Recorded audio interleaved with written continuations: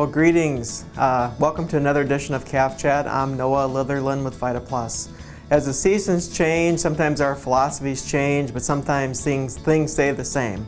When we think about reflecting upon how the summer's gone and how as we transition to fall, how we're planning maybe to do things differently, it's always important to reflect upon what are our benchmarks. What is a benchmark anyway? Well, if you think back to olden times where people were manufacturing things by hand, they were really trying to put a benchmark on a bench and trying to determine how long should a board, for example, in a furniture project or a construction project be. It's a mark that we want to make sure that the board that we're manufacturing meets those guidelines for specifications so that everything is uniform so we get a really good quality product in the end.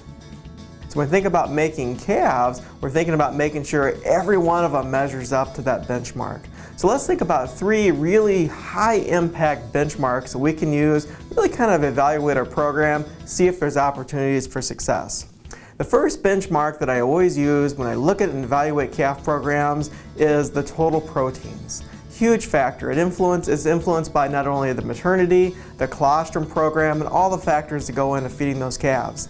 Let's use the number 6.0 as a good benchmark for measuring how good of a job we did with our colostrum. We want at least 90% of our calves to be at a 6.0 or greater in terms of serum total protein.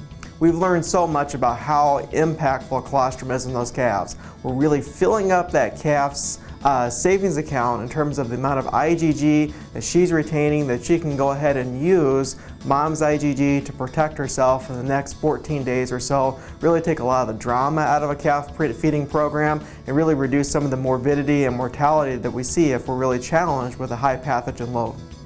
The second benchmark is really understanding rate of growth.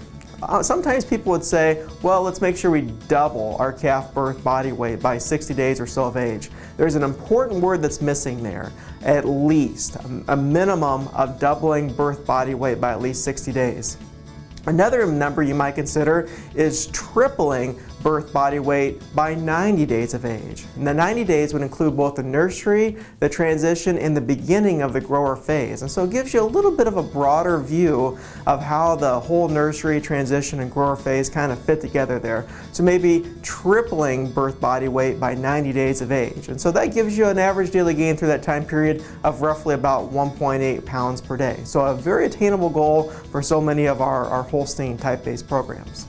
The third and final really key benchmark that I think we should focus on is looking into the future, or maybe even looking in the past, and saying how good of a job did we do from a heifer rearing standpoint by how good of a job are those first calf heifers milking.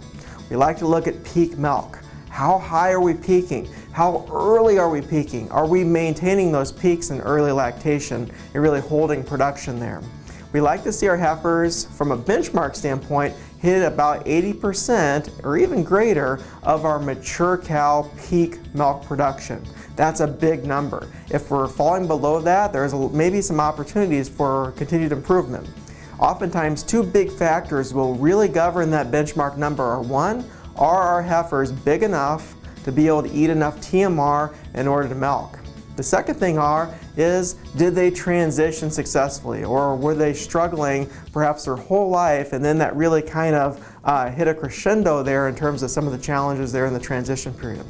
So those are 3 really key benchmarks. Our 6.0 from a colostrum standpoint and getting those serum total proteins up to 6, are maybe tripling birth body weight by 90 days and hitting at least 80% of peak milk production of our mature cows in first lactation.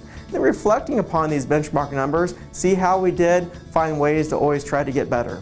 With that, I'm Noah Litherland for Vita. Thanks for your time. Have a great day.